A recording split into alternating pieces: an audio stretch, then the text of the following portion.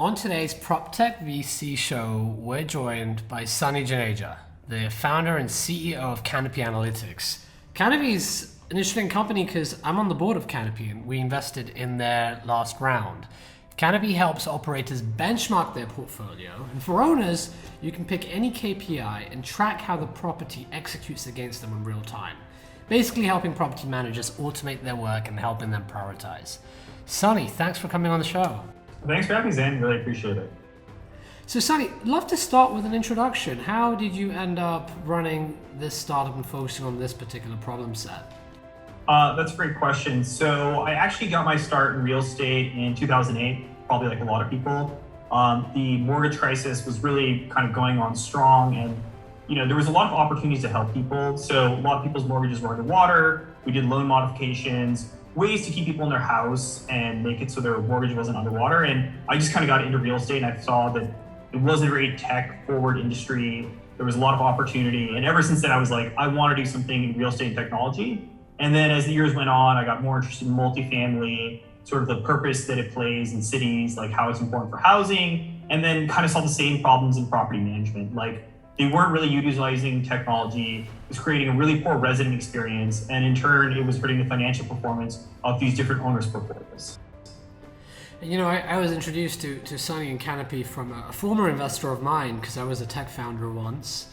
And dabbling into real estate, I was very frustrated with the reporting coming back to me from the various properties I had bought.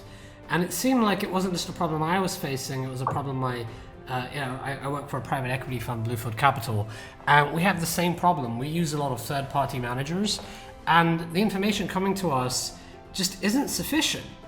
And it's a constant source of friction. Yeah, I think what's really interesting about that too is, so we talked to hundreds and hundreds of operators before starting our company, and we're talking like teeny weeny syndicator, first deal they're doing 100 units, and then like PGIM, which is like one of the world's largest global real estate investment brands. And what surprised me is that problem was pervasive so much everywhere, right? Like people were staying up, couldn't sleep at night because they were worried about what was happening at their properties. And they never really felt like they knew what was going on. And it just felt like everyone in this industry has always had this question, and there was a real opportunity to help solve that. Communication is very important. And there's one thing about communication, which is just the aura of transparency, and that's the outcome of being frequent in your communication and consistent in your communication. And that's something a lot of people get wrong. The information isn't transparent. You only hear about problems after the fact. And then another element of this is losing credibility because information sometimes has issues. Data can be wrong, and the number of times I've personally caught things on the metrics that don't add up. Right? This is by the way, information coming from Excel or information someone's emailing me. A lot of our inboxes are flooded if we're in real estate with these weekly or monthly emails, and sometimes there's errors in those. And this seems to be it's nonsense to me that real estate is this way today still. Yeah, and just to synthesize the property manager for a moment, that's probably the most common problem we hear is like garbage in, garbage out. Like you're supposed to make these $1 million decisions, or even hundreds of $1 million decisions based on completely faulty data. And I really have to sympathize with the property manager because they're on the ground, they're the ones trying to close work orders, fix toilets, everyone's yelling at them. And the best tools they have today is they go to the property management system, they download a bunch of reports, they copy and paste stuff from there to Excel. Then they're supposed to write up this email explaining exactly what's happening and why. And they're just struggling with the most basic thing of how do I keep my units occupied? How do I prevent people from leaving? How do I get them from not yelling at me because they're getting a rent increase? And it's a thankless job. Being a property manager, often when things are working well, success is when no one talks to you, right? And replies with a one-liner, great job, thanks. It's when things aren't going well where really you come under the scrutiny and there's tension. Yeah, and kind of talking about what you said earlier is one of the problems is that people don't know when things are going well or poorly, right? So you have these reports that are coming, you're not sure what's right, what's wrong. The property manager is thinking this is an afterthought of the job. And if you both could see there was a clear problem and it was super obvious to both of you, you would naturally collaborate to solve that problem. And kind of what we've seen is like, that's what's been missing in real estate for so long, is this sort of like, here's the one thing we both need to improve on. This is what we know exactly how to do it. This is the money we want to allocate to fixing it. And that sort of conversation never happens because you're never really able to get a sense of what's actually happening at the property. You know, being a PropTech investor, it feels to me like we are coming along, we are making progress in most areas of real estate and PropTech. We now are using AI in many interesting ways. We are using IoT devices. We have tenant engagement apps. We have smart access control systems. But the fundamental buying and managing of real estate and communication is still done in Excel. I'm shocked at how there's two areas that I really think there's big opportunities in, and of course this underpins why we invested in Canopy. One area is just the underwriting process. It's still mostly done by spreadsheet, and you're relying on what the seller told you. And on the other hand, and relating to this, is all the reports you get from the property, and the management and how decisions are made in real estate. It's very poor, the quality of data you're getting out and how property managers report to their owners, or I call investors. It just feels like the one area of PropTech that still hasn't been fully digitized and is waiting to happen.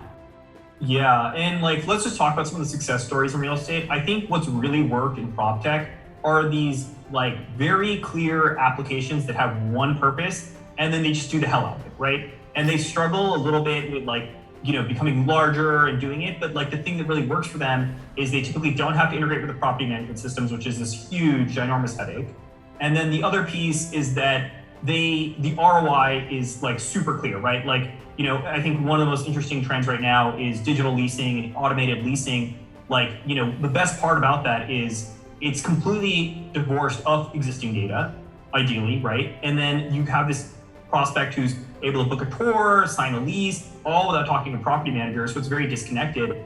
And it also has one singular purpose. Like, you want to get someone either to a tour or to a lease, and that one goal is really simple. And like, whereas reporting is like, you're looking through your entire portfolio, you're trying to find, okay, like, did we spend too much on marketing? Did we like spend enough on work orders? Like, are people leaving because we're not closing work orders?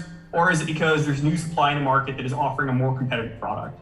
And like, these holistic questions are so big and like often too big for an individual property manager to like figure out, which is why it's been such a lagging problem, I think. You know, I ran an ad platform, and you know, that's how I made my money. There was a very decent sized acquisition that came out of that. And every decision we made in the company was underpinned by data. Should we change the size of the X button? Where should, you know, what color should the characters be in the ad? What should be in the ad itself? What should the call to action be? We had a culture where opinions don't matter. Just run experiments and get data. Now when it comes to real estate, I was shocked and horrified that major decisions being made, sometimes based on individual experience or just random intuition, or whatever you feel like on that day. Well, what color shall we paint the walls? Which vendor shall we use for this? How much shall we increase our rents by? What should we do with, you know, these assumptions? It's nonsense, really. For a tech person, it's been very hard to get familiar with how little data is used, or incomplete. Because look, a little bit of data can be quite dangerous. Sometimes, you know, it can be very misleading because it's regionally specific, asset specific, and what worked at one company might not work at another. Even the class of property you're dealing with too.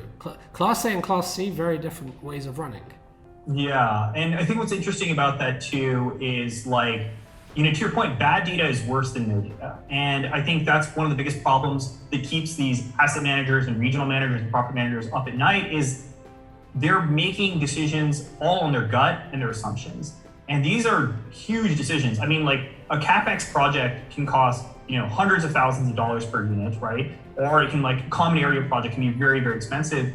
And they're like, you know, one of the nice things, you know, you worked in an ad tech company, you can run a quick experiment. And looking for that equivalent in real estate has been hard. And that's one thing that's been really interesting about, I think, sort of these, like the trend to want to get more data is I think people want to record data more often so they can see what's the result of it. And if they could get a good snapshot of what's actually happening, they can say like, well, we painted this blue, and people stop showing up, maybe it's making everyone depressed. We should stop keeping it painted blue.